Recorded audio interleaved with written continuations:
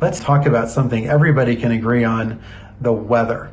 So in the Central Pacific Ocean along the equatorial band, we have seen water becoming much cooler than normal, indicating the formation of a La Nina. Now, historically, going back to 1959, we have seen 8 major episodes of La Nina previously. And when you look at what happened to crop prices subsequent to those La Ninas in, say, the next 12 months, you notice 2 things. First, crop prices tended to fall on average, not every time, but on average. And then secondly, markets tended to become much more volatile, with very significant increases in volatility for corn, for soy, and for wheat during La Nina periods as compared to during normal or El Nino periods. And so one of the big questions we face this time is, will this cause perhaps lower prices or exceptionally high volatility in these key cash crops like corn, soy, and wheat?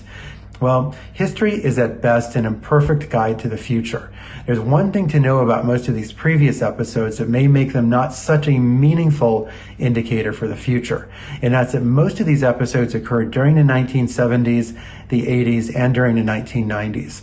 And during the 70s, 80s, and 90s, the U.S. was the dominant agricultural exporter for all of these goods. Now the U.S. shares that export responsibility with other countries.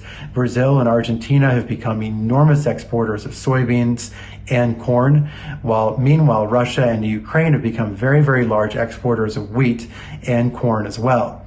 And perhaps the good news for farmers and everywhere in the world is that La Nina tends to have opposite effects in North and South America, and it tends to have very little effect on the Black Sea region. So the fact that La Nina caused exceptional volatility, or at least coincided with exceptional volatility in the past and lower crop prices, doesn't necessarily mean that the same thing will happen again this time. But nevertheless, it's something to keep an eye on. It could affect crop yields both in North and South America. It could have a particularly big impact on soybeans and to a slightly lesser extent on corn. I'm Eric Norland, Senior Economist with the CME Group in London.